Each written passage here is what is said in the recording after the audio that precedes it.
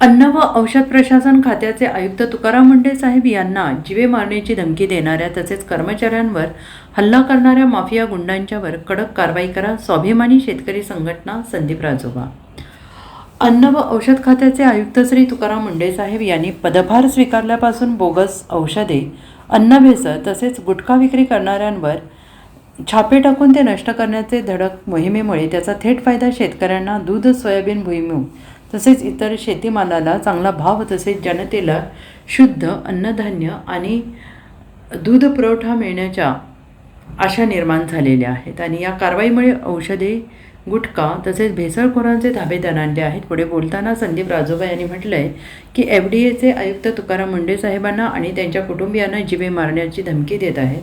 तसेच छत्रपती संभाजीनगर जिल्ह्यामध्ये गंगापूर तालुक्यातील रहिमतपूर भागामध्ये 8 जून रोजी मध्यरात्री प्रज्ञा सुरसे, विवेक पाटील, फरेदी सिद्दीकी, अमोल कांबळे धाड टाकण्यासाठी गेलेल्या अन्न औषध खात्यातील कर्तव्य बजावणाऱ्या महिला अधिकाऱ्यांवर गुटखा तसेच भेसळमाफी यांनी भ्याड हल्ला केला आणि त्या हल्ल्यामध्ये प्रज्ञा सुरसे थोडक्यात बचावल्या आहेत. हा व्हिडिओ पाहत असताना संबंधित महिला अधिकाऱ्यांचा किंचाळणारा आवाज त्या व्हिडिओमध्ये ऐकल्यानंतर हे माफिया किती भयानक आहेत याचा अंदाज येतो. आणि या निवेदनाद्वारे आम्ही आपल्याला विनंती करतो आहोत की आपल्या जीवाची पर्वा न करता कर्तव्य पार पाडणाऱ्या अधिकाऱ्यांचे मनोधैर्य खच्चीकरण करण्याचा हा प्रयत्न असून जीवे मारण्याच्या धमक्या देणाऱ्यांना आणि कर्मचाऱ्यांवर रात्री अपरात्री हल्ला करणाऱ्यांवर तात्काळ कठोर कारवाई व्हावी, त्यांना संरक्षण देण्यात यावे आणि त्यावेळी स्वाभिमानी शेतकरी संघटनेचे जिल्ह्यातील कार्यकर्ते मोठ्या प्रमाणावर उपस्थित होते. स्वाभिमानी शेतकरी संघटनेच्या वतीनं आज निवासी उपजिल्हाधिकारी स्नेहल कनिके मॅडम यांना निवेदन देण्यात आले. त्या निवेदनामध्ये अन्न व औषध आयुक्त श्रीयुत तुकाराम मुंढे साहेब यांनी जो कारवाईचा धडाका लावलेला आहे आणि त्याचा परिणाम असा झालेला आहे की दुधातली होणारी भेसळ, गुटखा माफिया तसेच खाद्यतेलातली होणारी भेसळ म्हणजे या सगळ्यावरती बंधनं आल्यात.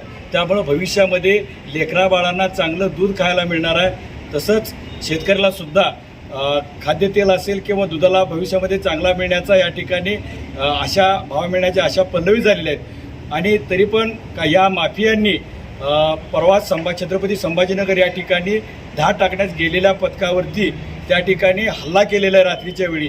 त्यामध्ये प्रज्ञा सुरवसेसारख्या भगिनी, विवेक पाटील सारखे जे अधिकारी आहेत कर्तव्यदक्ष, कांबळे साहेब यांच्यावरती जो भ्याड हल्ला झाला तसा हल्ला परत होऊ नये यासाठी, तसंच मुंढे साहेबांची बदली कुठेही होऊ नये, याच खात्यामध्ये राहावी यासाठी आम्ही निवेदन दिलेलं आहे. जर प्रशासनानं आमच्या या निवेदनाची दखल घेतली नाही आणि सर मुंढे साहेबांच्या या कार्याला वैतागून माफियांचा सपोर्ट करण्याचा प्रयत्न केला तर स्वाभिमानी शेतकरी संघटना रस्त्यावर उतरून आंदोलन छेडल्याशिवाय राहणार नाही.